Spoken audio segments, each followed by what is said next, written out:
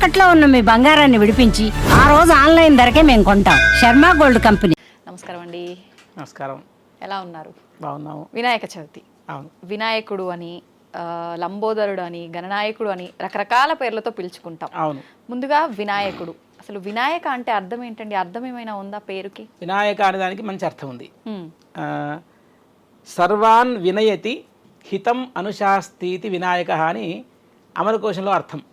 వినాయక అంటే ఏంటంటే సర్వాన్ వినయతి హితం అనుశాసయతి, అందరికీ వినయాన్ని బోధించువాడు లేదా మంచిని బోధించువాడు లేదా మంచిని ఇచ్చువాడు వినాయకుడు. జ్ఞాన ప్రదాత అంటారు కదా, ఇంకా ఎవరికి ఏది కావాలో అది ఆయన జ్ఞాన ప్రదాత. ఇంకా సిద్ధి బుద్ధి ఉన్నారు కదా ఆయనకి ఎట్లా ఇద్దరు. సో ఆయన అనుగ్రహం వల్ల మనకి ఏంటంటే మంచి లక్షణం అలవడుతుంది. మంచిని బోధించేవాడు అంటే మనల్ని మంచి మార్గంలో పెడుతున్నట్టు లెక్క కదా.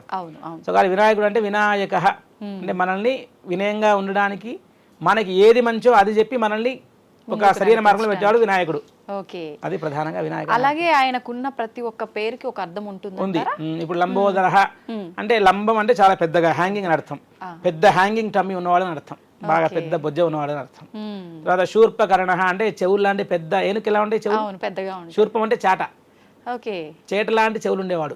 కర్ణ అంటే చెవులు. అలా ఆయన ప్రతి పేరుకి ఒక అర్థము, అది మనతో ముడిపడి ఉంటుంది. మళ్ళీ ఇప్పుడు వినాయక అంటే ఆయన పేరు అంటే ఆయన పేరు మనకు ఒక మెసేజ్ ఇస్తుంది, సందేశం. ఆయన చూసి ఏం నేర్చుకోవాలి అంటే. ఓకే, అద్భుతం అండి. ఇప్పుడు వినాయకుడికి పేర్లతో పాటు రూపాలు కూడా ఉన్నాయంటారు కదా, ఎన్ని రకాల రూపాలు ఉన్నాయి? వినాయకుడికి మొత్తం 32 మనకు మంత్రశాస్త్రంలో దేవతా ఉపాసన క్రమంలో. ఇప్పుడు మామూలుగా మనం లక్ష్మీ గణపతి ఇలాంటి పేర్లని వింటుంటాం, హరిద్రా గణపతి.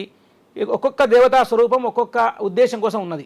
మనకు 32 దేవతా స్వరూపం, 32 వినాయకుడి యొక్క స్వరూపాలలో మనకి ప్రధానంగా చెప్తాను, వాటి చదువుతాను. వాటి పేర్లు ఫస్ట్ నేను ఒకసారి అంటాను, తర్వాత వాటి పేర్లు విడిగా చెప్తాను.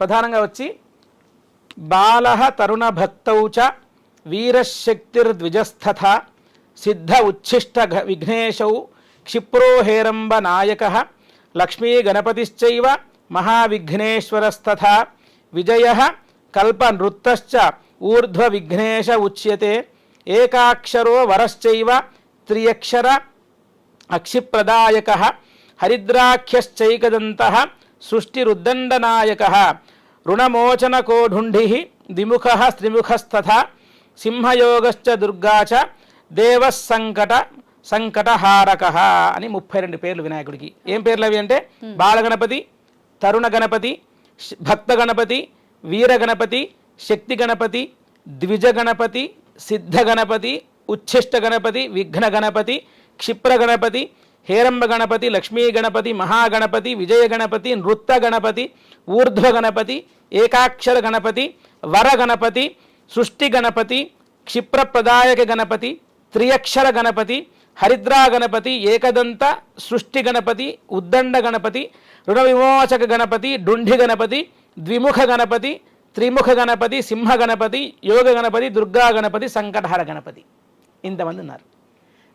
32 మంది గణపతులు వారి వారి అంటే వారి వారి యొక్క విశేషమైన శక్తిని అన్ని రకాలుగా విఘ్నేశ్వరుడు ఆయన అందులో నిక్షిప్తమై ఉన్నాడు. ఓకే, ఇప్పుడు ఇన్ని రూపాలతో ఇన్ని పేర్లతో గణపయ్య ఉన్నాడు కదా, మరి అంటే ప్రత్యేకించి మనం ఏ రూపంలో ఆరాధించినా పర్వాలేదా? ఒక్క రూపంలో ఉన్న గణపయ్యని ఆరాధిస్తే ఒక రకమైన ఫలితం కలుగుతుంది అని ప్రత్యేకించి అలా ఏమైనా ఉంటుందంటారా? ప్రధానంగా గణపతి లక్షణం ఆయన ఏ రూపంలో ఉన్న ఆరాధన ఆయనకే కదా. మూల రూపం గణపతి, బేసిక్ ఫామ్ వచ్చి గణపతి. ఆయనకున్న వేరియేషన్స్ అనుకోవచ్చు, మనం అదర్ ఫార్మ్స్ అనుకోవచ్చు. ఒకటే మూల రూపమే. ఆ రూపం ఆయనకున్న ఎసెన్సెస్. ఆయన ఈ రకంలో బాల గణపతి. ఇప్పుడు రుణమోచన గణపతి అనే పేరుంది ఫర్ ఎగ్జాంపుల్, ఇది అందరికి ఈజీగా కనెక్ట్ అవుతుంది. రుణం అంటే అప్పులు మోచన, అప్పులు అయినా అప్పులు తీర్చడం ఏంటండి, గణపతికి ఏం పనండి, మన అప్పులతో అనుకోవచ్చు మనం. రుణమోచన గణపతి అంటే మనకు రుణం నుంచి మనల్ని విముక్తి చేస్తాడు ఆయన. ఎలా చేస్తాడంటే మనం హార్డ్ వర్క్ చేస్తాం, కష్టపడతాం, ఏదో మంచి మార్గం దొరికి మనకి తొందరగా అంటే మన రుణం అంటే మనం ఫైనాన్షియల్ గా చూసుకుంటాం. దేవతా రుణం ఉంది, పితృ రుణం ఉంది, ఋషి రుణం ఉంది. ఇవన్నీ అప్పులే. వాళ్ళకి చేయవలసింది వాళ్ళకి చేయకుంటే అప్పే కదా.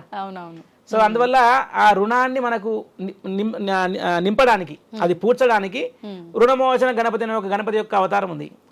ఆ రూపంలో ఆయన్ని పూజిస్తే ఆయన మనకి మామూలుగా ఉండేటువంటి ఫైనాన్షియల్ అప్పులు తీర్చడానికి కానివ్వండి, అప్పుల నుంచి ఆయన వచ్చేది తీర్చాడు.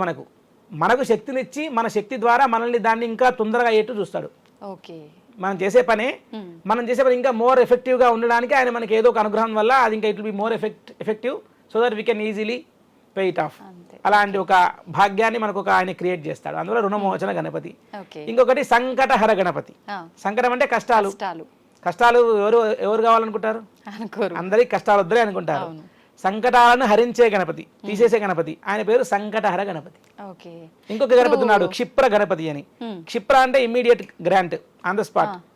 కలికాలంలో మనకు కొంచెం అన్ని తొందరగా కావాలి కదా, పనులన్నీ తొందరగా అంటాం కదా. క్షిప్ర ప్రసాద గణపతి అంటే అందరికంటే తొందరగా క్విక్ గా రెస్పాండ్ అయ్యేవాడు. క్షిప్రం అంటే వెంటనే అని అర్థం. ఏమన్నా మనకు కొంచెం పనులు స్వామి, నాకు కొంచెం ఎమర్జెన్సీలో స్వామి అంటే, ఎమర్జెన్సీ అంటే మరి నువ్వు నా అవత ఈ యొక్క రూపాన్ని జపించుకోరా అనేటువంటి జపం చేత గాని హోమం చేత గాని గణపతి అత్యంత తర్పణం విశేషం. గణపతికి తర్పణం చేస్తారు. గణపతికి ఆ మంత్రాన్ని తర్పణం చేస్తూ ఆయనకి చతురావృత్తి తర్పణం ఉంటుంది. ఆ తర్పణం చేస్తూ గణపతికి తర్పణం పాలతో క్షీరతర్పణం చేస్తే ఆయన తొందరగా తృప్తి పడతాడని చెప్పి శాస్త్రవాక్యం. ఓకే, ఇప్పుడు తెల్ల జిల్లేడుతో చేసిన గణపతిని పూజిస్తే కూడా తొందరగా ఫలితాలు వస్తాయంటారు కదా, అది కూడా నిజమే అంటారా? అర్క గణపతి అనేటువంటిది ఒక దేవత, అదొక మంచి వృక్షం, ఒక జిల్లేడు వృక్షం, దేవతా వృక్షం అదొకటి. సో దాంతో చేయడం వల్లనే తీరుతాయి అనుకోవడం కంటే ఏ గణపతికి మంత్రంతో చేసినా కూడా ఆయన కోరికలు తీర్చే సామర్థ్యం కలిగి ఉంటాడు. కాబట్టి మనం ఎప్పుడైనా సరే ఇప్పుడు మనం ఒక ప్రత్యేకమైన వస్తువుకి కనుక ఆయన లిమిట్ చేసామనుకోండి, అసలున్న ఫామ్లు పక్క పెట్టేసి అందరు వెళ్ళిపోయి జిల్లేడు చెట్టు మీద పడిపోతారు. ఇంకా అర్క గణపతి పైన అర్క వచ్చి అదొక విశేషమైన ఒక చిన్న చెట్టు, దానిలో ఉండే ఒక బెరడుతో గణపతిని చెక్కుతారు, చేసి దాన్ని పూజ చేస్తారు. కానీ జిల్లేడు పాలు తాగితే విషం. సో కాబట్టి బయట అందరూ అంటే వింటుంటాం కదా మనం, మామూలుగా అర్క గణపతికి అభిషేకం చేసి తీర్థం తీసుకోవచ్చా, మరి జిల్లేడు చెట్టు విషం కదా, దానిలో పడే పాలు తీర్థంగా తీసుకోవచ్చా అంటే మరి ఇవన్నీ తీసుకోవచ్చా? మరి అది ఇంకా మన రిస్క్ తీసుకోవచ్చా అంటే ఇంకా ఆ చెట్టుని ఎంత బాగా మనం ఆ బెరడుని శుభ్రపరిచి దాన్ని చేసుకుంటున్నామా దాని మీద డిపెండ్ అయి ఉంటుంది. ఏదైనా సరే అతి పనికిరాదు కదా. సో దేవతకి ప్రత్యేకంగా ఈ విగ్రహంలో మనం అర్క అంటున్నారు కదా, మామూలుగా ఏ పంచలోహ మూర్తి అయినా ఇత్తడి మూర్తి అయినా సో నిత్యం పూజించడానికి ఏది బాగుంటుందో ఆ గణపతిని పెట్టుకోవాలి మనం. ఇప్పుడు అర్క గణపతి చెక్కతో చేసిందండి, తెచ్చి ఇంట్లో పెట్టుకుంటాం, ఏదో ఒకరు చిన్నగా అది విరిగిపోవడం ఏదో స్టార్ట్ అయిపోతుంది, లోపల అనుమానాలు, అయ్యో అలా విరిగిపోయింది అలా పర్లేదు అంటారా, ఇలాంటివన్నీ మొదలవుతాయి. కాబట్టి మనకు మూర్తి అర్చామూర్తి అంటే మీరు అన్నట్టు మంచి ప్రశ్న, చాలా మందికి అనుమానమే. అర్క గణపతి మాత్రమే కోరికలు తీరుస్తాడా, వేరే వాళ్ళు తీర్చలేరా అంటే అసలు గణపతి అనేటువంటి పేరు తీసేసి మీరు మిగతా మాట్లాడండి, గణపతి లేకుండా ఏం లేదు కదా. కాబట్టి గణపతి అనేటువంటి మూల రూపాన్ని పెద్ద మైక్రో ఫామ్ అయినా, బిగ్గెస్ట్ ఫామ్ అయినా, మ్యాక్రో ఫామ్ అయినా ఆయనను పూజించడం వల్ల ఆయనకు మనకు వెంటనే కోరికలు తీరుస్తాడు. అది ఏ ఫామ్ అయినా అవ్వచ్చు. అది అర్క గణపత, మట్టి గణపత, పసుపుతో చేసిన గణపత, బంగారు గణపత, ఆయనకు సంబంధం లేదు. ఆయనకేం సంబంధం? ఎవరు నన్ను భక్తిగా జపం చేస్తున్నారు, పిలుస్తున్నారు అనే దాని మీదే దేవతలు అనుగ్రహించేటువంటి లక్షణం కలిగి ఉంటారు. ఎందుకంటే వాళ్ళకు స్తుతి అంటే ఇష్టము, స్తోత్ర ప్రియులు దేవతలందరూ. కాబట్టి 1000 నామాలు కదా, సహస్రనామాలు ఉన్నాయి, మరి అందరికీ ఉన్నాయి. 1000 ఎందుకని ఒకటి సరిపోదా అంటే మరి అన్నిసార్లు పిలిస్తే వాళ్ళకి ఆనందం. అదొక ప్రతి ఒక్క నామానికి ఒక విశేషం, ఒక స్పెషాలిటీ, వాళ్ళకి దానిలో ఒక రహస్యమైన అర్థం మనకు కూడి ఉంటుంది. కాబట్టి అర్క గణపతికి పూజ చేసినా, బంగారు గణపతికి పూజ చేసినా కూడా ఫలం భక్తితో చేస్తే సమానము. మనశుద్ధితో ఆ దేవత యందు సంపూర్ణమైన విశ్వాసం. వినాయకుడు అంటే వినాయకుడే, స్వామి నువ్వే దిక్కు, నన్ను నువ్వే రక్షించు అనే శరణాగతి ఉందనుకోండి, విగ్రహంతో సంబంధం లేదు. స్వామికి విగ్రహం ఉంటుంది ఖచ్చితంగా, అందరూ వద్దన పెట్టుకుంటారు, కానీ భక్తి. అయితే ఇప్పుడు మనం ఏ దేవుళ్ళని పూజించినా, ఏ దేవుళ్ళని ఆరాధించినా మనం ఇంట్లో పెట్టుకుంటాము, ఆరాధిస్తాము. కానీ ఒక వినాయకుడి విషయానికి వస్తే మాత్రం నవరాత్రుల్లాగా మనము స్వామివారి విగ్రహం పెట్టి పూజలు చేసిన తర్వాత తీసుకెళ్లి నిమజ్జనం చేస్తూ ఉంటాం. ఎందుకని ఈ కాన్సెప్ట్ అంతా? అసలు నిమజ్జనం అంటే ఏంటంటే మనకి ఇప్పుడు చూడండి, ఇదంతా ప్రకృతి సంబంధించిన కాన్సెప్ట్. ప్రకృతి తెలుసు కదా మనకి. ఇప్పుడు వినాయక చవితి చూడండి, వినాయక చవితి ఎప్పుడు వస్తుంది? భాద్రపద మాసం, శ్రావణ మాసం తర్వాత భాద్రపద మాసం వస్తుంది. ఆ 2 months శ్రావణం భాద్రపదం ఏ ఋతువు? వర్ష ఋతువు, వర్షాలు పడతాయి. సో ఇప్పుడు ఒకవేళ మట్టితో సపోజ్ ఎగ్జాంపుల్ మనం నేను వ్యవసాయం చేసేటువంటి కాన్సెప్ట్లో చెప్తే మట్టిని తీయాలి. ఏ మట్టి తీయాలి? రేగడి అలాంటి మట్టి చెరువులో మట్టి తీయాలి. ఆ మట్టి తీసుకొస్తారు. దానివల్ల చెరువులో మట్టి తీసే వల్ల చెరువుకి పూడికి తీసినట్టు అవుతుంది, అది లోతు పెరిగినట్టు అవుతుంది. తర్వాత సారవంతమైన మట్టిని తీసుకొచ్చి ఇప్పుడు మళ్ళీ ఏంటంటే ఇప్పుడు దీనివల్ల ప్రకృతికి హాని జరగదు. మీరు ఒకవేళ ప్యూర్ గా మట్టితో చేసిన గణపతి మాత్రమే తెచ్చుకొని మీరు 9 రోజులు అర్చామూర్తిగా పూజించి, ఉత్సవమూర్తిగా పూజించి మరలా ఆయన నిమజ్జనం చేయడం వలన ఆ జలాల్లో కలిసిపోయి ఆయన మళ్ళీ ప్రకృతిలో ఏకంగా అంటే ఏంటి, ఐక్యమైపోతుంది. ఏ రూపము ప్రకృతి నుంచి వచ్చిందో అదే రూపం మళ్ళీ ప్రకృతిలో కలిసింది. పోతుంది. అవునండి. అంటే ఆ రూపం ఎందుకు వచ్చింది? రూపం మన మానవులు ఉద్ధరించడానికి వచ్చింది, మనకు శ్రేయస్సు చేయడానికి వచ్చింది. ఏ రూపాన్ని చూస్తే మానవుడు ఆహా అని సంతోషపడతాడో ఆ రూపాన్ని తీసుకొని అదొక ఏమంటారు భవబంధాలు అంటారు చూసారా, అంటే పుట్టడం చావడం అనేటువంటి దాన్ని భవము అంటారు. అంటే జన్మించడం మరణించడం భవబంధాలు. ఓకే. సో సర్కిల్ కదా. అవును. ఇప్పుడు ఆయన అమ్మవారు ఎక్కడి నుంచి తయారు చేసింది? పార్వతీ అమ్మవారు పసుపు ముద్దతో తయారు చేసి ప్రాణం ఇచ్చింది. అది ఎలా ఇచ్చిందండి, అలా ఎలా సాధ్యం అవుతుందండి అంటే, మన ఇప్పుడు ఎక్కడో ఈ మెకానికల్ ఇంజనీర్ చేసేవాళ్ళు సైంటిస్టులు అందరూ కూడా ఒక చిన్న బొమ్మ కారం చేసి కారుకి కదిలే శక్తి ఇచ్చారు కదండి. వెలికేంత శక్తి ఉన్నప్పుడు దేవతలకు అసాధ్యమైంది ఉంటుందా? వాళ్ళు ప్రాణం పోయలేరా? పోస్తారు కదా. సో అందువల్ల ఆవిడ అలా చేసి అంటే మనం ఏమర్థం చేసుకోవాలి, హరిద్రా గణపతి పసుపుతో చేసిన గణపతి ఆయన అర్చించి పూజించి ఆయన మళ్ళీ నీళ్ళలో నిమజ్జనం చేస్తే ఎవరికి దీనివల్ల పర్యావరణ హాని కలిగిందా? లేదు, కలగదు. సో కాబట్టి మట్టితో చేసిన గణపతి ఈ 9 రోజులు ఆయన్ని పూజించి ఆయనకు నిమజ్జనం. మనకు అన్ని దేవతలకు ఉద్వాసన చెప్తాం కదా. ఉద్వాసన అంటే మనం పిలుస్తాము, ఇప్పుడు ఇంటికి ఎవరు చుట్టాలు వచ్చారండి రండి కూర్చోండి అంటాం, వెళ్ళేప్పుడు వెళ్ళొస్తామంటే వెళ్ళండి అంటాం కదా, అవునా కదా. So we are inviting, we are sending them off. మనకు ఆ 9 రోజులకి స్వామి అతిథి. ఇప్పుడు ఆయన విశేషంగా పూజలు అందుకొని 9 రోజులు అనుగ్రహించి నాయన వచ్చే సంవత్సరం వస్తానరా, మళ్ళీ ప్రత్యేకంగా వస్తాను. ఇప్పుడు మామూలుగా నేను స్టూడియోకి రావడం వేరు, ఒక విషయం కోసం మాట్లాడడం కదా. అవునండి. కాన్సెప్ట్ ఆ కాన్షియస్ వేరు కదా. ఆయనకి 9 రోజులు భాద్రపద శుక్ల చతుర్థి నుంచి ఆయన విశేషంగా అర్చించి 9 రోజులు పూజించి ఆయనకి 10వ రోజు 9వ రోజు వాళ్ళ అనుకూలం ప్రకారం నిమజ్జనం చేసేస్తారు. అయితే ఇప్పుడు వినాయకుడిని నవరాత్రులు మాత్రమే పూజిస్తారని అంటారు కదా, నిజంగా అది ముందు నుంచి పురాతన కాలం నుంచి ఉన్న ఆచారమేనా ఈ నవరాత్రుల? వినాయక చతుర్థి అయితే ఖచ్చితంగా మనకు శాస్త్రాల్లో మనకు చాలా మంది అన్ని చోట్ల మన వినాయక చవితి మన ఈ కథ కానివ్వండి, మనకు ఈ నీలాభనిందుల కథ కానివ్వండి, ఇవన్నీ కూడా వేదోక్తమైనటువంటిది. ఎందుకంటే మనకు చతుర్థి సంక్రాంతి చతుర్థికి చాలా మంది వ్రతం పట్టుకుంటారు, సంకష్టి అని అంటారు దాన్ని. సో ఈ వినాయక చవితి నవరాత్రులు మనకు మామూలుగా చరిత్ర చూసుకుంటేనంటే ఈ బాలగంగాధర తిలక్ గారి ద్వారా స్వాతంత్ర ఉద్యమ సమయంలో ఆయన హిందువులందరినీ ఒక చోటు తేవడానికి ఆయన వినాయక చవితి మండపాలు ఏర్పాటు చేసి అన్ని రకాల కమ్యూనిటీస్ని ఒక దగ్గర తీసుకొచ్చి వాళ్ళలో భక్తిభావం నింపడానికి, ఒక ఐకమత్యాన్ని చూపించడానికి ఆయన నవరాత్రులుగా మొదలెట్టారని చెప్పి మనకు చరిత్ర చదువుతుంటే మామూలుగా ఎక్కడ చూసినా అదే అందరం వింటుంటాం మనం. కాకుంటే వినాయక చవితికి ఆ రోజు స్వామికి చతుర్థి, మనకు 9 రోజులు ఏది చేసినా మనం 9 రోజులు చేసుకుంటాం మనకి. సో ఆ 9 రోజులు మనకు చాలా విశేషమైన సంఖ్య. అందుకని ఆ 9 రోజుల్లో పూజ చేసేటువంటి ఆ లక్షణం మరి అప్పటి నుంచి వచ్చిందా? కాకుంటే అయితే ఏ కీర్తనలు చూసుకున్నా మనకు నవరాత్రి, ఇప్పుడు అమ్మవారి నవరాత్రులు తీసుకుంటే అమ్మవారికి నవరాత్రులు 9 రోజులు 9 రూపాలు, 9 అనేక రకాల రూప విశేషాలు, ఒక రూపము, ఒక అలంకారం అన్ని ఉన్నాయి. కానీ గణపతికి భాద్రపద శుక్ల చతుర్థ్యాం బ్రాహ్మణాది పూజితం అని చెప్పి ముత్తుస్వామి దీక్షలో కీర్తనలో అంటారు. అంటే భాద్రపద శుక్ల చవితి రోజు, శుక్ల అంటే తెలుపు, చంద్రుడు ఫుల్ తెలుపుగా అయ్యేటువంటి క్రమము అంటే పౌర్ణమి. పౌర్ణమిలో చంద్రుడు is going to become full white. శుక్లం అంటే తెలుపు అర్థం. శుక్ల పక్షము అంటే the fourth night which moon becomes full is going to become full white, అది శుక్లపక్షం. కృష్ణపక్షం అంటే కరిగిపోవడం, నలిపోవడం అంటే అమావాస్యకి దగ్గరగా వెళ్ళటం కృష్ణపక్షం. సో శుక్లపక్ష చతుర్థి నాడు భాద్రపద మాసంలో విశేషంగా వినాయకుని ఆ రోజే అర్చన చేయాలని మనకు వేదోక్తమైనటువంటి ప్రమాణం. నవరాత్రులు ఇంకా మరి వ్యవహారికంగా అనుకోవచ్చు, ఎక్కడైతే మరి దాని గురించి ప్రత్యేకంగా నేనైతే విన్నది లేదు.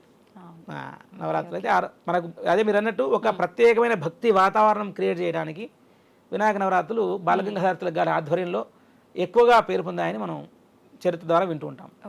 అది అయితే ఇప్పుడు చాలా మంది ఒకప్పటి కాలంలో చూసుకుంటే ఇళ్లలో చాలా తక్కువ మంది పెట్టేది, కాలనీస్ లో సామూహికంగా ఎక్కువగా సెలబ్రేట్ చేసుకునే వాళ్ళు పండగని. ఇప్పుడు చూస్తే ప్రతి ఒక్కరి ఇంట్లో 90% పెట్టడానికి ఎక్కువ ఇంపార్టెన్స్ ఇస్తున్నారు. కానీ కొంతమంది మాత్రం పెద్దవాళ్ళు అది ఆచారం ఉండాలి, ఇంట్లో వాళ్ళు ఎలా పెడతారు, మేము ఎప్పుడు మా పురాతన కాలం నుంచి ఏ తరంలో పెట్టలేదు, అది మళ్ళీ శుభమో అశుభమో ఇట్లా మాట్లాడుతుంటారు. నిజంగా మనం ఏ శుభకార్యం చేసినా ఏ కార్యం చేసినా పూజించేది ఆ గణపయ్యని. మరి అలాంటి దేవుణ్ణి పూజించడానికి ఆచారాలు వంతనలు ఇవన్నీ చూసుకోవాలి లేదండి. ఇప్పుడు మేము వచ్చింది చాలా బేసిక్ మినిమం పల్లెటూరు. సో పల్లెటూరులో ఎవరు గణపతి అయినా బతుకమ్మ పండుగ అయినా మన తెలంగాణ వైపు చూసుకుంటే అసలు ఆ పండుగ లేని ఏ ఇల్లు లేదు, ఉండదు. అవును, వ్యవసాయదారులకి గణపతి అంటే అసలు గణపతి పండుగ వస్తే వాళ్ళకు చాలా ఎంతో ఉత్సాహం. మా పల్లెటూరులో చిన్న చిన్న పల్లెటూరులో గణపతిని పెడితే అందరూ వచ్చి అసలు హరికథ భజన కాలక్షేపము ఎన్ని రకరకాల అద్భుతంగా ఉండేది. ఎవరి పనులకు వాళ్ళు వెళ్ళొచ్చిన తర్వాత సాయంకాలం అందరూ ఒక దగ్గర నిదానంగా నిమ్మలంగా అందరూ కలుసుకొని సాయంకాలం భజన అంటే కానివ్వండి, కోలాటం కానివ్వండి, చాలా అద్భుతంగా చేసేవాళ్ళు. కాబట్టి గణపతికి ఎప్పుడు కూడా ఇళ్లలో చేయకుండా ఉండడం అయితే నాకు తెలిసిన కాలం ఎక్కడ లేదు. మీరు అన్నట్టు ఒకవేళ ఇల్లులో చేయడం మాకు అచ్చిరాదు అని ఎవరైనా అనుకుంటే, అంటే ఏమన్నా వాళ్ళకి జరిగిన ఏమన్నా చెడుని వాళ్ళు దీనికి అప్లై లింక్ పెట్టుకొని ఆలోచన చేస్తారు. అవునవును, అది కూడా కారణం కావచ్చు. అది వాళ్ళ సెంటిమెంటల్ ఇష్యూస్ అవి. మనం వాళ్ళని ఇంకా చేయను అని ఫిక్స్ అయితే మనం చేయడానికి మనం ఫోర్స్ చేయలేము మనం ఇంకా ఎవరినైనా సరే. కానీ మీరు అన్నట్టు కాలనీల్లో మనకు ఒక సమూహంగా అందరూ కలిసి ఒక దగ్గర కూడి చేసుకోవడం అయితే అందరూ చెయ్యాలి, ఖచ్చితంగా చెయ్యాలి. చేస్తేనే మనకు ఒక భక్తి వాతావరణం ఏర్పడి కనీసం కొంతమందికైనా భక్తి అనేటువంటి విషయం తెలుస్తుంది. నిజంగా. ఇప్పుడు అలా ఇంట్లో దేవుడి విగ్రహం పెట్టుకున్న వాళ్ళు ఎన్ని రోజులు పూజలు చేయాలంటారు? దాన్ని ఏం మనం ఇంపోజ్ చేసుకోవద్దండి. మామూలుగా ఇప్పుడు అదే ఇప్పుడు ఏంటంటే చాలా మందికి 9 రోజులు చేయాలంటే వాళ్ళ ఫుడ్ హ్యాబిట్స్ వల్ల జంకుతారు. అయ్యో ఇంట్లో శుభ్రంగా లేదు కదా, పిల్లలు ఆహారం, పిల్లలు తినే ఫుడ్ వేరు, మా ఫుడ్ వేరు అని వాళ్ళకి చాలా ఆలోచన ఉంటాయి. ఇది ప్రాక్టికల్ గా చూసుకోవాలి. భాద్రపద శుక్ల చతుర్థి వినాయక చవితి నాడు ఖచ్చితంగా పూజ చేయడం పరిపాటి అందరు చేస్తారు. ఇంకా వాళ్ళు ఇంకా అనుమానం లేకుండా వాళ్ళ ముందే వాళ్ళు ఫిక్స్ అవ్వాలి. నేను 3 రోజులు స్వామివారిని పూజిస్తాను, 5 రోజులు పూజిస్తాను. ఇప్పుడు మనకు హైదరాబాద్ లో చూసుకుంటే ఒకరు 3 రోజులు, ఒకరు 2 రోజులు, ఒకరు 1 రోజు, ఒకరు 5 రోజులు, ఎవరి ఇష్టం వాళ్ళు. ఇప్పుడు అవి రాత్రులు కౌంట్ చేయాలా, డేస్ కౌంట్ చేసుకోవాలా? దీని పేరు చూడండి మీరు, నవరాత్రులు. 9 రాత్రులు. మామూలుగా అయితే మేము చిన్నప్పుడు వినేది 9 రాత్రులు అయిన తర్వాత 10వ రోజు సాయంకాలం తీసేవాళ్ళు, లేదా 9వ రోజు రాత్రి తీసేవాళ్ళు వినాయకుడికి. సో కలిసి ఉద్వాసం చేసేసి 9వ రోజు ఆయన నీళ్ళలో ఉద్వాసం చేసేవాళ్ళు, ఆయన నిమజ్జనం చేసేవాళ్ళు. సో 9 రోజులు పూజానికి మనం రాత్రి అంటే మేబీ ఏమన్నా ఇర్రిలెవెంట్ కావచ్చేమో ఇప్పుడున్న పరిస్థితి, కానీ 9 రోజులు పూజ మనకు పొద్దున సాయంకాలం స్వామికి విశేషంగా పూజలు చేసిన తర్వాత నిమజ్జనం చేసుకుంటారు. ఓకే. అయితే ఇలా ప్రతి సంవత్సరము వినాయకుని ఇంట్లో పెట్టే ఆచారమే కావచ్చు, అది ఒక అలవాటుగా మారిన వాళ్ళు ఇంట్లో ఒక 2-3 ఆడవాళ్ళు ఉన్న పరిస్థితులు ఉంటాయి. ఒకరికి వీలవ్వదు, మిగతా 2కి వీలవుతుంది. మరి ఇంట్లో అలా ఒకరు పక్కన ఉన్నప్పుడు మేము ఇంట్లో మళ్ళీ వినాయకుని ఈ సంవత్సరం చేసుకోవచ్చు. ఎవరికైతే అడ్డం లేదు, అడ్డంకి శుభ్రంగా ఎవరైతే మామూలుగా నార్మల్గా ఉన్నారో యాక్చువల్ అయితే పూజలు భర్తలు చేయాలి. భర్తలు చేస్తే వాళ్ళకి కావాల్సిన సంభారాలు ఏర్పాట్లు చేసి పెట్టేస్తే ఆయన దీపారాధన చేసి ఆయనకు కావాల్సిన పూజా సామాగ్రి, కలసించమ్మ కానివ్వండి, ఆచమనం చేసుకునే పాత్ర కానివ్వండి, మంచి పూలు పళ్ళు స్వామివారికి కావాల్సిన రెడీ పెట్టేస్తే భర్తలు వచ్చి కూర్చొని పూజ చేయాలి. భార్యాభర్తలు ఇద్దరు కూర్చొని చేస్తే ఇంకా అద్భుతం, ఇంకా తిరగలేదు. ఎవరికైతే పడదో ఆ సంవత్సరం ఇంకా వాళ్ళు పక్కన కూర్చుంటే ఏది జాగ్రత్తగా ఉండి మడిగా ముట్టుకోకుండా, తీర్థం ప్రసాదం తీసుకోకుండా వాళ్ళు మామూలుగా ఇంకా అంతే ఆ నామాన్ని మనసులో స్మరణ చేసుకోవాలి. మిగతా వాళ్ళు చేసుకోవచ్చు, ఎవరికి అడ్డలేదో వాళ్ళు చేసుకుంటారు బై డిఫాల్ట్ చేసుకోవచ్చు. కానీ పెద్దవాళ్ళు చెప్తూ ఉంటారు, అట్లా ఎట్లా చేస్తారు ఒకరు పక్కన ఉన్నప్పుడు, ఎంత నువ్వు పక్కకున్నా అంటూ అయిపోతుంది కదా, అందుకే శుభ్రంగా అంటున్నాను. ఇప్పుడు అట్లా వాళ్ళు ఏంటంటే అందరికి అది కొంతమంది ఇంకా ఆచారంగా ఉండి కలుపుకోరు, కొంతమంది పద్ధతిగా ఉండి, ఎందుకంటే అదొక డిసిప్లిన్. ఇంకా దానికి మనం వేరే అనవసరమైనటువంటి అర్థాలు అంటగట్టొద్దు. ఇప్పుడు ఒక డిసిప్లిన్ అంతే, అది ఒక డిసిప్లిన్. ఆ 3 రోజులు విశ్రాంతి తీసుకుంటారు, అయిపోయింది. వాళ్ళకి మూడ్ స్వింగ్స్ ఉంటాయి, రకరకాల ఇబ్బందులు ఉంటాయి, అన్ని ఉంటాయి. కాబట్టి భక్తి మీద ఎక్కువ దృష్టి పెట్టే అవకాశం ఉండకపోవచ్చేమో, మనసు ఇంక వేరే రకంగా ఆలోచనలు చేయొచ్చేమో. కాబట్టి ఆ 4 రోజులు పక్కన విశ్రాంతి తీసుకొని దానికి నిత్య పూజ చేసుకుంటాం. ఇప్పుడు ఆ స్త్రీ ఆ ఇంటి ఇల్లాలు దూరం ఉంది, భర్త నిత్య పూజ చేస్తాడు, చేయాలి. ఇంట్లో పూజారంలో ముట్టుకోకుండా ఉండి స్నానం చేసి మంచి శుభ్రమైన బట్టలు కట్టుకొని బొట్టు పెట్టుకొని నిత్య దీపారాధన చేసుకుని తర్వాత మీ లైఫ్ స్టైల్ మీరు పడిపోండి. ఇంకా అన్నిటికీ లింక్ చేసుకుంటే పూజకి ఇంకేం చేయలేము మనం. పొద్దున స్నానం చేసి పూజ చేసి దండం పెట్టుకుని బయట పడ్డామంటే ఆ రోజు హాజరు పడ్డది చాలు. ఇంకా తర్వాత నీ పని నువ్వు చేసుకో, ఇంకెక్కువ ఆలోచన చేయొద్దు, చేసుకోవచ్చు. ఇప్పుడు వినాయకుడి విషయానికి వస్తే రకరకాల పత్రాలతో స్వామివారిని పూజిస్తూ ఉంటాము. ఎందుకండి? ప్రకృతి అంటే ప్రకృతిలో మనకు అన్ని రకాల పత్రాలు ఉపయోగకరమైనటువంటివి. ప్లస్ ఇంకొక కారణం కూడా ఆలోచన చేయొచ్చు. ఏనుగు ఏం తింటుంది అనేటువంటి పత్రాలు ఆయనకి ఇష్టమైన ఆహారం. ఏనుగని ఆకులుగా తినేది, ఆకులు, చెరుకు గడ, మొక్కజొన్న పొత్తులు కదా. కాబట్టి ప్రకృతి నుంచి వచ్చే అన్ని రకాల అవన్నీ దేవతా వృక్షాలు, దేవతా పుష్పాలు మనకు కొంచెం చెప్పబడ్డాయి. అలాంటి వృక్షాలు, అలాంటి చెట్ల ఆకులతో మనకు ప్రకృతి పూజ. అంత గరికలో ఏముంది? కానీ యో దూర్వాంకురైర్ యజతి, ఎవరైతే దూర్వాలతో పూజ చేస్తున్నాడో వినాయకుడికి, దూర్వా గరికతో ఎవరైతే హోమం చేస్తున్నారో గణపతికి కోరిన కోరికలు తీరుస్తున్నాడని చెప్పారు. ఎంత ఈజీ అండి. గరికలో ఏముంది? కాస్త నెయ్యి, గరిక, ఆయన సమిధలు తెచ్చుకొని హోమం చేస్తే ఆయన సంతోషపడుతున్నాడు గరికల చేత కదా. తర్వాత వరి పేలాలతో హోమం చేస్తారు గణపతికి, ఆయన చాలా అఖండమైన శ్రేయస్సు కీర్తి ఇస్తారట మనకి. ఉపనిషత్తులో చెప్పడం జరిగింది. దూర్వాంకురాలు, దూర్వా అంటే గరికలు, తర్వాత మోదకాలు, ఆయనకు మోదకాలతో చేస్తే వాంఛిత ఫలం ఆప్నోతి, కోరిన కోరికలు తీరుస్తాడట. ఇంకేం కావాలి ఆయనకి చెప్పేసాడు క్లియర్గా. అవును. కాబట్టి మనకి ఏ పూజా పద్ధతి అయినా ఫుల్గా మనకు మన యొక్క శాస్త్రాల్లో క్లీన్గా చెప్పబడింది. అవి అర్థం చేసుకోవాలంటే బాగా సంస్కృతం వస్తే తప్పితే అర్థం చేసుకోలేరు. దేంతో చేయాలి అంతే, అది శాసనం, అది ఇంకా దానికి రూల్ అంటే రూల్ అంతే, అది అలాగే ఫాలో అవ్వాలి. అలా ఫాలో అయితేనే ఆ చెప్పిన కోరిక ఏదైతే ఉందో అది తీరుతుంది. కాబట్టి ఏకవింశతి పత్రాలు ఆయనకు అన్ని కూడా ఆ రోజు ఆ వేసి ఆయనకి ప్రకృతి నుంచి, ప్రకృతి ఆరాధన మన పండుగలన్నీ. ఒక పండుగ వచ్చిందంటే ఏ సనాతన ధర్మ పండుగ అయినా కానివ్వండి, అన్ని చూడండి మీరు, మామిడాకులు, బంతిపూలు, తోరణాలు కట్టుకోవడానికి, గరిక, అరటాకులు, ఇవన్నీ మంచిగా పేడతో ఇళ్ళలుకోవడం, ఒకప్పుడు ముగ్గు వేసుకోవడం, పసుపు, కుంకుమ, ఇవన్నీ ఏంటి? దీనిలో ఏమైనా కెమికల్స్ ఉన్నాయా? లేదు. అంటే మనం ఎక్కువ ప్రకృతిని ఆరాధించామండి. మనం మొత్తం ప్రకృతే. ప్రతిదీ పంట పండితే ఆ ఫ్రెష్ వచ్చిన పంట ఆయనకు అర్పించడం, మొక్కజొన్న కంకులు కానివ్వండి, సీతాఫలాలు కానివ్వండి, తర్వాత వెలగపండులో చాలా ఈ తత్వం ఉంది, ఫిలాసాఫికల్ మీనింగ్. వెలగపండులో గుజ్జులా వచ్చింది అంటే ఎవరికి తెలియదు. ఏనుగు తింటుందట వెలగపండుని, తింటే అందులో ఉన్న గుజ్జు మాత్రమే మాయమవుతుందట, పండు అలాగే ఉంటుందట, వెలక్కాయ విరిగిపోదట అసలే. అంటే ఏం చెప్తారంటే, లక్ష్మీ అనుగ్రహం నీకు ఉంటే వెలగ పండులో గుజ్జు ఎలా మాయమైందో ఏనుగు కడుపులోకి వెళ్ళినా కూడా కాయ మాత్రం పాడవకుండా అలా వచ్చి అలా వెళ్తుంది లక్ష్మీ అమ్మవారు. నీకు తెలియదు, వచ్చేది రాంది. అంటే భాగ్యం వస్తే అలా వస్తుంది. మనం అనుకుంటే ఏదో ఏదో అంటే రాదు. ఆమెకు అనుగ్రహించాలనేటువంటి ఆలోచన వచ్చి వాళ్ళ మీద చల్లని చూపు పడిందా, ఏ రూపంలో ఎలా వస్తుందో తెలియదు అంటుంటారు కదా, ఇలాంటి సందర్భాల్లోనే అయి ఉంటది. అందుకే సిరిత వచ్చును అని చెప్తారు కదా.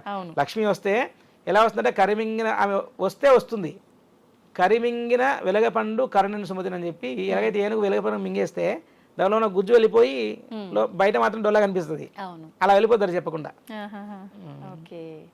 అయితే ఇప్పుడు వినాయకుడికి ప్రీతికరమైన మోదకాలు ఇందాక మీరు ఆల్రెడీ చెప్పారు, ఉండ్రాళ్ళు కూడా, ఇంకా ఎటువంటి ప్రసాదాలు స్వామి వారికి ప్రీతి? అంటే మనకి ఎప్పుడు చూడు మోదకమే మోదక ప్రియ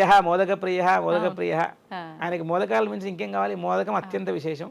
ఇంకా మనం ఒకవేళ గణపతిని గజావతారం కదా, గజముఖం కదా, ఏనుగు అవతారం, ఏనుగు ఏం తింటుంది అని ఆలోచన చేసుకుంటే మామూలుగా జస్ట్ ప్రకృతి పరంగా ఒక ఏనుగుని మనం ఒక పెద్ద మహా జంతువుగా చూసినప్పుడు ఏనుగును గజరాజం అంటారు కదా, గజరాజం అది ఒక రాజులాగా నడుస్తుంది, టీవీ ఎలా నడుస్తుంది. దానికి ఏం కావాలి? ఏం తింటుంది? ఇష్టంగా విరుచుకొని చెరుకు గడలు తింటుంది, ఇష్టం చాలా. అది మామూలుగా ఓహో ఏనుగు ఇష్టం కాబట్టి అవి పెట్టడం. ఓకే. మనం ఏనుగుని చూస్తే గణపతి అనుకుంటాం కదా, అవి గణపతి అంట ఏనుగుని చూస్తే మనం. సో కాబట్టి గణపతికి మోదకాలు, తర్వాత అటుకులు, బెల్లం, ఇవన్నీ కూడా మనకు పల్లెటూరులో చిన్నప్పుడు పంచిపెట్టేవాళ్ళు. అటుకులు, బెల్లము, అష్టద్రవ్యం అని హోమం చేస్తారు గణపతికి. అటుకులు, బెల్లము, తెల్ల నువ్వులు, తేనె, బెల్లము, కొబ్బరి పొడి ఇవన్నీ వేసి హోమం చేస్తారు. సో అటుకులు, బెల్లం, ఉండ్రాళ్ళు, తర్వాత ఆయనకి పాయసం, ఇవన్నీ పెడతారు. కానీ మోదకం అనేటువంటిది సంతోషము కలగజేసే దాని పేరు మోదకం. మోదహ అంటే ఆనందం కలగజేసేటువంటిది. ఏది తింటే గణపతికి ఆనందం కలుగుతుందో అది మోదకం. ఉండ్రాళ్ళు, మోదకాలు కూడా కొబ్బరితో చేసే రకరకాల పద్ధతులు ఉన్నాయి. మహారాష్ట్రలో ఒక రకంగా చేస్తారు, మనసులో ఒక రకంగా చేస్తారు. వాటిని కొంతమంది స్టీమ్ తో చేస్తారు. కొబ్బరి పొడి, బెల్లం పొడి, నువ్వుల పొడి, బెల్లము, పల్లీలు, బెల్లంతో కూడా చేస్తారు. రకరకాల పద్ధతులు. ఇప్పుడు చాలా మంది ఆ రోజు వినాయకుడి విగ్రహం ముందు రోజే తీసుకొచ్చి పెట్టుకుంటారు. అలా తీసుకొచ్చుకుంటే తప్పు లేదా? ఏం లేదు. అది ఆ రోజు కూడా లెక్కలోకి వస్తుందా? లేదు, మనకి ఎందుకంటే పండగ ఏ రోజు ఉంటే ఆ రోజు నుంచి లెక్క కదా. పూజలు ఎప్పుడైతే అందుకున్నారో అప్పటి నుంచి లెక్కలోకి అంటే ఆ కాన్షియస్, అరే రేపు పూజ అనేటువంటి కాన్షియస్ మనసులో మనకు అప్పటించే మనసు శుద్ధంగా తయారవుతుంటుంది. మనం క్లీన్ చేసుకోవాలి, ప్లేస్ క్లీన్ చేసుకోవాలి, గణపతికి మంటపం పెట్టుకోవాలి, ముగ్గు వేసుకోవాలి, ఆయనకు చిన్న కింద అరటాకు వేయాలి, ఆ పత్రాలు, పుష్పాలు తెచ్చుకోవాలి. సో విగ్రహం ముందు రోజు తీసుకు, అఫ్ కోర్స్ మనం ఏర్పాటు చేయాలి. తెల్లవారుజామున అంటే మరి ముందు రోజు రాత్రి ఆయన పెట్టుకోవాల్సిందే కదా.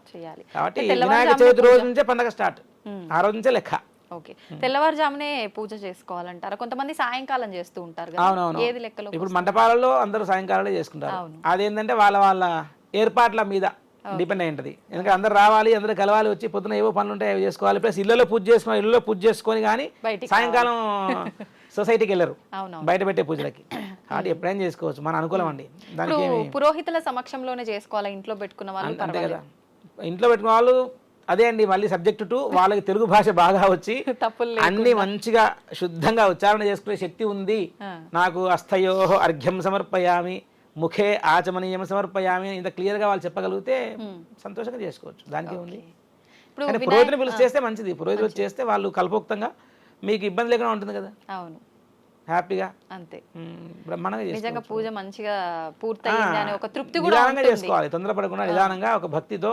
అసలు నామస్మరణ లేని పూజ వేస్ట్ అని, నామస్మరణ చేయాలి రోజంతా మనసులో. జై గణేశ జై గణేశ ఓం వినాయకాయ నమః గణేశాయ నమః అనుకుంటూ ఆ డే అంతా ఆ రోజు నాకు అంకితం చేసేయాలని మొత్తం. ఇంకా అసలు అది లేకుండా పూజ అంటే ఇంకా వ్యర్థం. ఓకే, స్మరణ, నామస్మరణ చాలా పెద్దది, అది చేయలేము మనం, మన మైండ్ అటు ఇటు వెళ్ళిపోతుంటుంది. ఖచ్చితంగా వీలైతే పురోహితుని పిలిచి చేసుకోండి, సంతోషం. లేదు తెలుగు భాష బాగా వచ్చు, లేకుంటే ఇప్పుడు అందరూ యూట్యూబ్లో పెట్టేసుకుంటారు, యూట్యూబ్లో. అవును. సో కాబట్టి జాగ్రత్తగా ఇంకా కన్ఫ్యూజ్ లేకుండా చేసుకోవాలి. ఓకే, సో వినాయక వ్రతకల్పం పుస్తకం దొరుకుతుంది, అవును, అది పెట్టుకొని జాగ్రత్తగా అందరూ ఓన్లీ భర్త కూడా చేస్తే భార్య మేకప్ చేసి కూర్చోవడం కాదు, భార్య పిల్లలు అందరూ కూర్చోవాలి భర్తతో పూజకి. మొత్తం ఏ పండగైనా కుటుంబం మొత్తం కూర్చొని బొట్టు పెట్టుకొని సరైన వస్త్రధారణ వేసుకొని చేసుకోవాలి పూజ. అది అత్యంత ఆవశ్యకం, అవసరం కూడా చాలా ఈ రోజున ప్రపంచానికి. పిల్లలకి మనం రానివ్వకుండా వాళ్ళకి ఏం తెలియదు, నువ్వు పక్కకి వెళ్ళిపోతే వాడు ఇంకా అటే వెళ్ళిపోతాడు. ఇంకా వాడికి తెలియకున్నా సరే కూర్చోబెట్టి వాంతో అన్ని చేయించాలి పూజల్లో, చేస్తే వాళ్ళకి ఇంట్రెస్ట్ కలుగుతుందండి. చిన్నపిల్లల్ని తీసుకొచ్చి వాళ్ళకి అన్ని ఆ పని చేయి ఈ పని చేయి, మామిడాకులు తీసుకురా అవి తీసుకురా ఇది తీసుకురా అదంది అంటే వాళ్ళు వచ్చి అన్ని పనులు చేసి పెడతారు మనకి. సో వాళ్ళకి ఏంటి, వాళ్ళు కలుపుకొలుతాం, మనల్ని కూడా కలుపుకుంటున్నారు, అరే మనం కూడా వెళ్ళి చేయాలి అని వాళ్ళకి ఉత్సాహం వస్తుంది బాగా. ఆ పూజలో ఉన్న వైబ్రేషన్స్ కూడా వాళ్ళకి కూడా అర్థమవుతాయి. అంటే ఏంటి ఈ రిచ్ ట్రెడిషన్, మన కల్చరల్స్ ఇంత ఘనంగా ఇంత ధనంగా ఇంత బాగా ఉంది, పిల్లలకు తెలుస్తుంది. వాళ్ళు మనం ఖచ్చితంగా ప్రతి పూజలో వాళ్ళు ఇన్వాల్వ్ చేసుకోవాలి, వాళ్ళకి జోక్యం కలగజేయాలి. అది. అయితే ఇప్పుడు స్వామివారి పూజ అంతా అయిపోయిన తర్వాత గుంజిళ్ళు తీస్తుంటారు. అవును. దాని వెనకాల ఏదైనా ఇంకా ఆంతర్యం ఉందా, లేదంటే నేను చేసే పూజలో ఏమైనా తప్పొప్పులు ఉంటే క్షమించమని అడగడమా? పరమార్థం అయితే మనం తప్పు చేస్తే ఐఎమ్ సారీ అంటాం కదా, అలాంటిది అనుకోవచ్చు. కాబట్టి ఇప్పుడు కొంతమంది ఈ మధ్యలో ఏదో సైంటిఫిక్ గా దానికి ఒక హెల్త్ రీజన్ యాడ్ చేసి కూడా చెప్తున్నారు, కానీ మనం బేసిక్ మీనింగ్ తీసుకుందాం. సాష్టాంగ నమస్కారం చేస్తామంటే ఏంటి, స్వామి నేను నీకు దాసుని దాసోహం. ఏ అవయవాలతో తప్పులు చేసే అవకాశాలు ఉంటాయో ఆ సెన్స్ ఆర్గాన్స్ అన్ని నేను నీకు ఇచ్చేస్తున్నాను, నువ్వు వాటిని కంట్రోల్లో పెట్టి నన్ను మంచి మార్గంలో పెట్టు. సాష్టాంగ నమస్కారం అంటే స అష్ట అంగ నమస్కారం. అంగం అంటే పార్ట్. ఏ పార్ట్? 8 పార్ట్స్ అట. ఏమిటంటే ఉరస శిరస దృష్ట్యా మనస వచస తథా పద్భ్యాం కరాభ్యాం కరణాభ్యాం ప్రణామః సాష్టాంగ ఉచ్యతే. ఏ పార్ట్స్ భూమికి తగలాలంటే ఉరస ఛాతి, శిరస తల, దృష్ట్యా 2 కళ్ళు, మనస హృదయము, వచస నోరు, పద్భ్యాం 2 పాదాలు, కరాభ్యాం 2 చేతులు, కరణాభ్యాం చెవులు. ఇవన్నీ ఆ స్వామికి నేను నీకు ఇచ్చేసాను, నువ్వు నన్ను ఇవి నేను సరెండర్ చేస్తున్నా, నువ్వు నన్ను ఇవన్నిటిని శుద్ధ ప్యూరిఫై చేసి నాకు మంచి జ్ఞానం ఇవ్వు. అది సాష్టాంగ నమస్కారం. గుంజీలు కూడా అలా ఆ కోలకి వస్తాయి. అపరాధ అంటే మనం స్వామి ఏమన్నా ఎక్కువ చేసినా తక్కువ చేసినా క్షమించని అడుగుతున్నాం మనం ఆయన. న్యూనం అంటే తక్కువైనా, అతిరిక్తం ఎక్కువైనా నన్ను క్షమించు. ఇప్పుడు మామూలుగా మనం ఏ పూజ చేసినా కూడా అక్షతలు వాడే విధానం చాలా తక్కువగా వాడాలి, అక్షతలు పొదుపుగా అని చెప్తుంటారు. కానీ ముఖ్యంగా గణపయ్య పూజకు వచ్చేసరికి చాలా తక్కువ అక్షతలు తీసుకోండి అని చెప్పి, ఏంటండి అక్షతల ఏమో మరి నేను ఎక్కడ వినలేదు. కానీ అక్షంతలు బియ్యం వేయకుండా ఎక్కువ వాడుకోవచ్చు, తక్కువ వాడుకోవచ్చు. 2-10 అంటే ఏం లేదు. అంటే వాళ్ళు ఏమన్నా ఎక్కువ చిన్న బాబుకి ఏమన్నా పూలు ఇస్తున్నాం అనుకోండి, ముళ్ళున్న పూలు ఇస్తే గుచ్చుకుంటాయి కదా, అలాంటి కాన్షియస్ కనుక ఉండుంటే ఎక్కువ బియ్యంతో కొడితే దెబ్బ తగులుతుందేమో. మూర్తిలో స్వామివారి మరి ఆయన ప్రాణశక్తితో ఉన్నారు కదా, కానీ అట్లేం లేదు. మనం ఏదైనా సరే అదే అంటున్నాం, అందుకే అటు ఎక్కువ అవ్వద్దు ఇటు తక్కువ అవ్వద్దు, ఏది ఎంత కావాలో అంత వేయాలి. ఇప్పుడు ఆయనకి అక్షతాన్ని సమర్పయామి అంటే ఈ నక్షతలు పాల దగ్గర వేసి నమస్కారం చేయాలి, కానీ ఇలా టపా ఇసిరి కొట్టొద్దు. అష్టోత్తరం చేస్తే ఏంటి భక్తిగా సమర్పించాలి స్వామికి, అలా నెమ్మదిగా ఒక అనురాగంతో చేయాలి. ఓహో నువ్వు రాగరాక నా ఇంటికి వచ్చావు స్వామి, నువ్వు కూర్చో, నీకు అన్ని బాగా చేస్తా, అన్ని చూసుకుంటా అని చెప్పి కూర్చోబెట్టి మనం ఎలా గెస్టులు చూసుకుంటాం, రాగరాకు వస్తే ఎంత ప్రేమ చేస్తాం మనం, ఆయనే అంతే.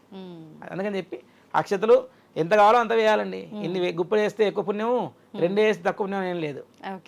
భక్తితో ఏం వేయకున్నా కూడా పుణ్యమే. కానీ కాన్షియస్ ఇవన్నీ మనకి ఏంటంటే ఈ రిచువల్స్ అన్ని చేయడం మనల్ని ఒక ఉత్సాహవంతులుగా చేసి మనలో ఒక కాన్షియస్ ఒక స్పృహ రావడం కోసం ఇవన్నీ.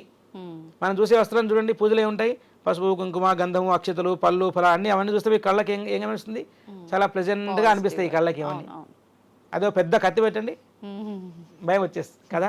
సో మనకి ఏంటంటే ఆ కళ్ళకి ఒక మంచి ప్లెజెంట్ కనిపించి మన మనసు చాలా సాఫ్ట్గా అయిపోతుంది, అంతే కదా. ఇప్పుడు పూలు చూస్తే మనం సాఫ్ట్గా బయట ఆహా మన కళకి ఎంత ఆనందం కలుగుతుంది. అవును అవును.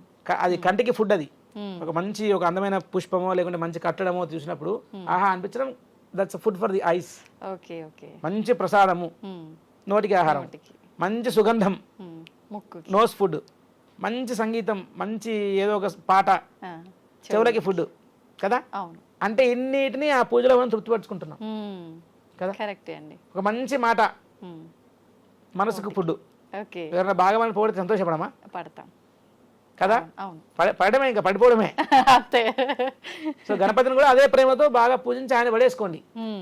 స్వామి నన్ను చూసుకోవాలి, నేను నీవాణ్ణి, నువ్వు నా వాడివి, అయిపోయింది.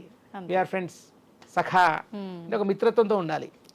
కాబట్టి ఆయనకు ఎవరు పల్లెటూరులో పాపం ఏమి అంటే ఏమి లేకుండా ఏమంటారు రిసోర్సెస్ లేని ప్లేస్లో కూడా, ఏమి అవసరాలు లేని ఏమి ఏర్పాట్లు చేసుకోలేని ప్లేస్లో కూడా ఎంతో భక్తిగా వాళ్ళు తెచ్చి చేసుకొని అన్ని పాలవెల్లి కట్టి దానికి మారేడుకాయలు అవి కట్టి ఎంత ముద్దుగా చేసుకుంటారు పూజలు.